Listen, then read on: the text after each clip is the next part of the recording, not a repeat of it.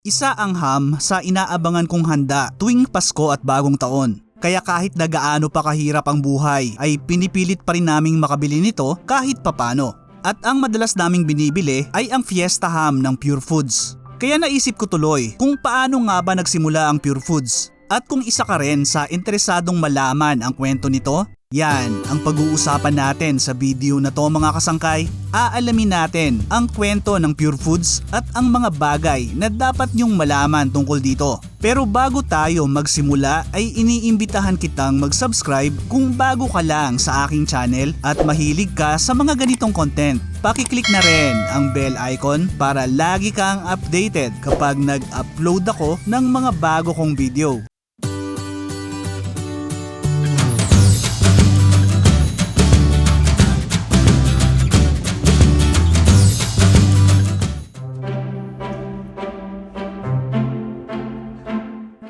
Nagsimula ang kwento ng Pure Foods nang itinatag ng isang grupo ng mga negosyante ang kumpanyang Pure Foods Corporation sa Mandaluyong City. Ginawang korporasyon ang kumpanya noong October 31, 1956. Kasama sa mga founder nito sina Joseph Henry Nang, Manuel Fong, Ismael Matay Jr., Lee Ngan, Pablo Cotauco, Gregorio Tung at Manuel Ortigas. Si Joseph Henry Nang na isang Chinese at supermarket executive ang namuno sa kumpanya. Sa simula ay paggawa ng ham, bacon at iba pang processed meat products ang pangunahing negosyo ng Pure Foods. Pero ang pinakasikat na produkto ng kumpanya ay ang sinasabing pinakaunang locally made hotdog sa bansa na tinawag nilang Juicy. Mabilis na sumikat ang Juicy hotdog ng Pure Foods dahil sa masarap nitong lasa at kalidad. Noong 1960s ay nirebrand ang Juicy sa mas kilala natin ngayon na Tender Juicy para mas mabigyang diin ang pagiging malambot at pagiging juicy ng produkto kumpara sa iba pang mga hotdog sa merkado. Di nagtagal ay nag-expand pa ang portfolio ng Pure Foods sa iba pang food products gaya ng mga dilata, fruit preserves at mga bottled foods. Alam nyo ba mga kasangkay na meron dating Pure Foods banana ketchup? Yun nga lang di rin to nagtagal dahil isa to sa mga binitawang produkto ng Pure Foods matapos tong makuha ng mga Ayala.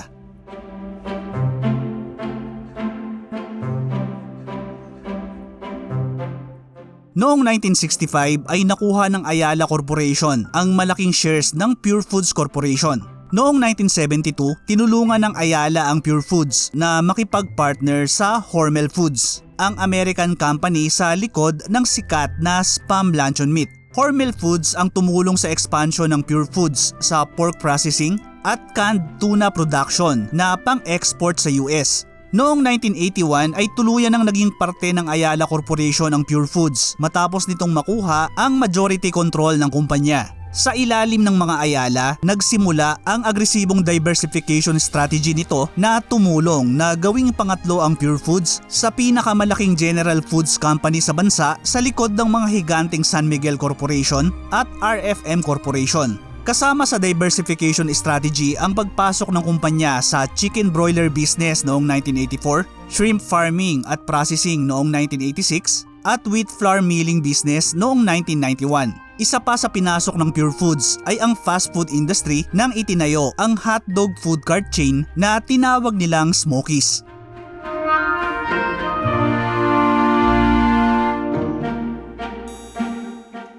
Noong 1980s ay nagdesisyon ang Pure Foods na magtayo ng mga outlet na nag-aalok ng iba't ibang hotdog-based products. Ang advertising agency na Ace Saatchi & Saatchi ang gumawa ng listahan para sa pangalan ng hotdog food cart.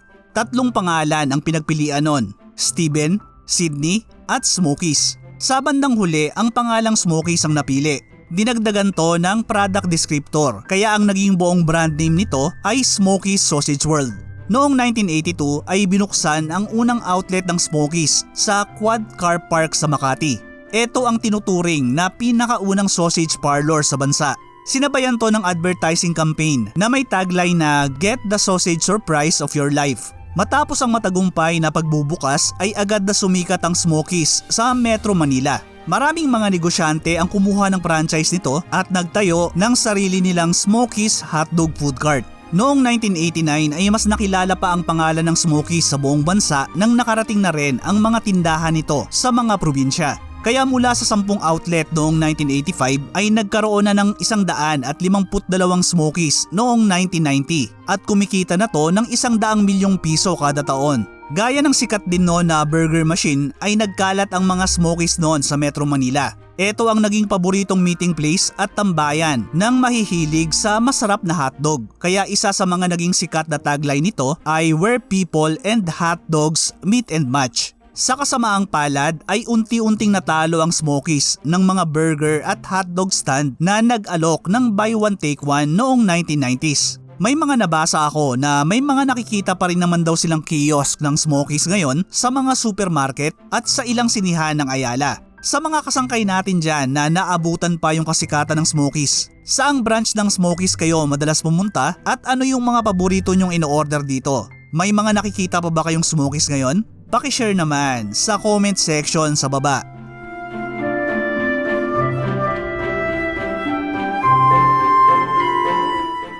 Nagpatuloy pa ang expansion ng Pure Foods noong 1991 nang nakuha nito ang Coney Island Ice Cream mula sa Seamark Enterprise ng Trellana de Ocampo family. Sumikat ang Coney Island noong 1980s dahil sa mga ice cream nito na may kakaibang flavor gaya ng bubblegum, New York at ang sikat na Eskimo Roll.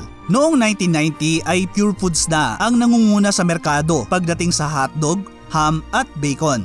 Noong 1991, ang broiler business ng kumpanya ay nagpoproseso na ng 53 million birds kada taon na kahanga-hanga, gayong 1984 lang to nagsimula. Noong 1997 ay nakuha ng Ayala Group sa pamamagitan ng Pure Foods ang local franchise ng sikat na American fast food chain na Burger King sa Pilipinas. Binuksan ang unang branch ng Burger King Philippines sa Robinson's Galleria sa Quezon City noong December 1997. Pero dahil sa matinding kompetisyon mula sa Jollibee at McDonald's ay ibinenta ang Burger King Philippines sa BK Titans noong 2006 na kalaunan ay nakuha naman ng Jollibee Foods Corporation noong 2011. Kaya ngayon ay Jollibee na ang may-ari ng Burger King franchise sa bansa. Noong January 1999 ay mas pinalakas pa ng Pure Foods ang partnership nito sa Hormel nang ginawang joint venture ang processed foods division nito. Ang joint venture na tinawag na Pure Foods Hormel Company ay 60% na pag-aari ng Pure Foods at 40% sa Hormel. Dahil sa teknolohiya ng Hormel ay mas napataas pa ng Pure Foods ang market share nito sa hotdog at iba pang refrigerated meat products at napanatili ang pagiging market leader.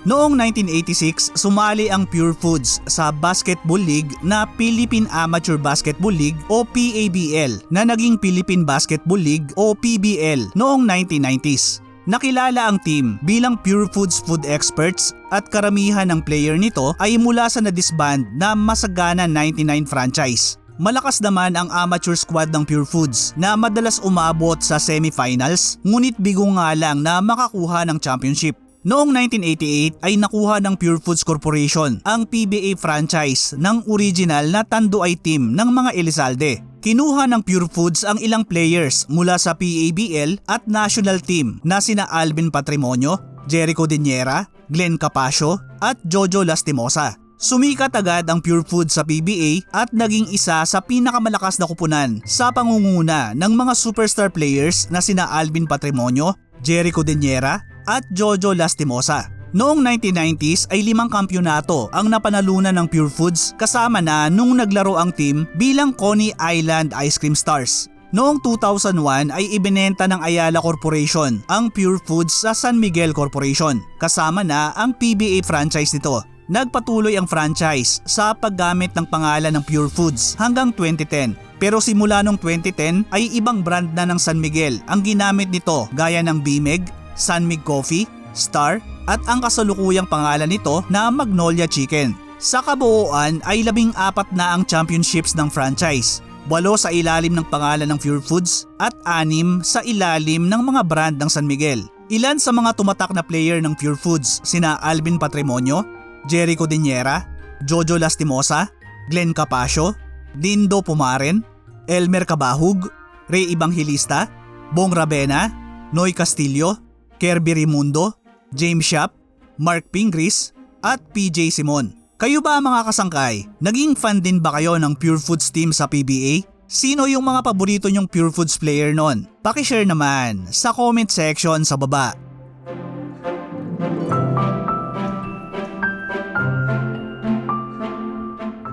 Isa sa nakatulong para sumikat ang Pure Foods noong 1980s at 1990s ay ang mga classic commercial nito na tumatak na sa mga Pinoy. Noong 1988, naglabas ng mga commercial ang kumpanya na itinampok ang tinaguriang Big Three ng Pure Foods noon sa PBA na sina Alvin Patrimonio, Jericho Diniera at Jojo Lastimosa. Unang kinunan ang commercial ni Jojo Lastimosa kung saan ipinakita ang pagtulong niya sa isang bata na nagpa-practice mag-shoot ng basketball sa kabila ng pambubuli ng ibang bata. Mas madrama naman ang commercial ni Jericho Diniera na ipinakitang nakipaglaro at nagbigay inspirasyon sa isang batang may kapansanan.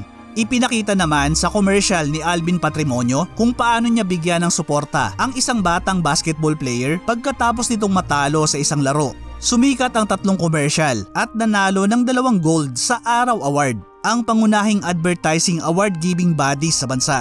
Naging mga PBA legends naman ang tatlong Pure Foods players sa commercial. Si Jojo Lastimosa o Jolas na parte ng unang kampyonato ng Pure Foods noong 1990 ay lumipat sa Alaska kung saan mas lalo pa siyang sumikat. Si Jericho Diniera naman na binansagan na defense minister ay naglaro ng 12 season sa Pure Foods at naging importanteng bahagi ng 5 championships ng team noong 1990s. Kung PBA fan kayo noong 90s ay alam nyo kung gaano kalakas ang Pure Foods dahil sa tambalan ni Naco Diniera at Patrimonio. Kilala bilang The Captain, si Alvin Patrimonio ang naging pinakamatagal na player na naglaro para sa Pure Foods. Sa 17 season niya sa PBA mula 1988 hanggang 2004 ay sa Pure Foods lang siya naglaro kung saan nanalo siya ng 4 na MVP at 6 na championships. Kaya hindi na nakakapagtaka na siya ang kinikilala ng marami bilang the greatest Pure Foods player of all time. Ang hindi ko naman makakalimutang commercial ng Pure Foods noong 90s ay ang Goodbye Carlo commercial. Sumikat noong mid-90s, itinampok dito ang isang cute na batang babae na nagsusulat sa kanyang diary tungkol sa crush niya na si Carlo. At dahil napansin ni Carlo ang pagiging chubby niya, kaya nagdesisyon siyang magpaalam na sa mga paborito niyang pagkain gaya ng chocolate, spaghetti at hotdog. Pero di niya pala kayang magpaalam sa tender juicy hotdog ng Pure Foods. Kaya sa bandang huli ay mas pinili niya na lang na mag-goodbye kay Carlo. Dear Diary, Carlo sat beside me today. He's so cute. Sabi niya, I'm pretty. Kaya lang, I'm fat. I eat too much kasi. Mula ngayon, goodbye chocolates. Goodbye spaghetti. Goodbye hot dogs. Ay, goodbye, Carlo.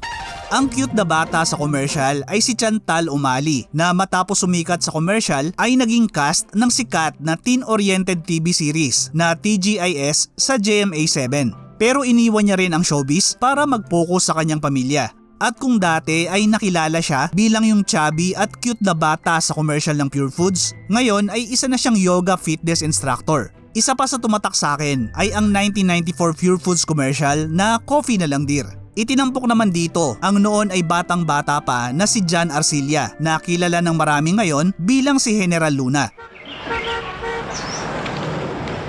Coffee na lang din. Coffee na lang din.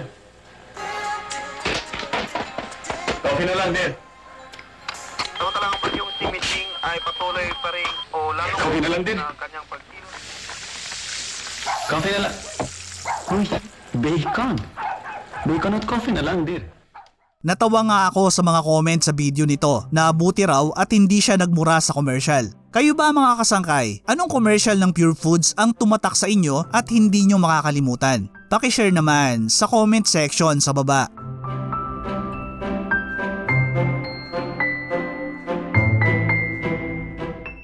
Noong May 2001 ay binili ng San Miguel Corporation ang Pure Foods Hormel mula sa mga Ayala para sa halagang 7 billion pesos. Binitawan ng Ayala ang Pure Foods dahil gusto nilang mag-focus sa mga pangunahin nilang negosyo gaya ng real estate, banking and finance at ang lumalaki nun na telecom business. Dahil sa nangyaring deal ay San Miguel na ang naging pinakamalaking F&B o food and beverage manufacturer sa bansa. Pinagsama-sama ng conglomerate lahat ng food business nito at tinawag na San Miguel Pure Foods Company Incorporated. Noong 2017 ay nagdesisyon ang San Miguel na i-consolidate pa at i-reorganize ang kanilang F&B business. Kaya noong June 2018, ang San Miguel Pure Foods Company Incorporated ay pinalitan ng pangalan na San Miguel Food and Beverage Incorporated o SMFB para ipakita ang expansion nito sa beer at non-alcoholic beverage business. Ngayon ay nahahati ang SMFB sa ilang subsidiaries kasama ang San Miguel Foods Incorporated, Magnolia Incorporated at the Pure Foods Hormel Company Incorporated. Bagamat isang unit na lang ng San Miguel ngayon ang Pure Foods ay nananatili pa ring buhay ang brand dahil sa mga produkto nito gaya ng tender juicy hotdog at canned corned beef na marami pa ring tumatangkilik at malamang na tatangkilikin pa ng mga susunod na henerasyon. Maraming salamat sa muling pagsama hanggang sa dulo ng video natin mga kasangkay. Ano ang masasabi nyo sa kwento ng Pure Foods? Pakishare naman ng mga kwentong Pure Foods ninyo sa comment section sa baba. Pakiclick na rin yung like button kung nagustuhan nyo yung content na to. Hanggang sa susunod na video mga kasangkay. Happy New Year sa inyong lahat at thank you for watching.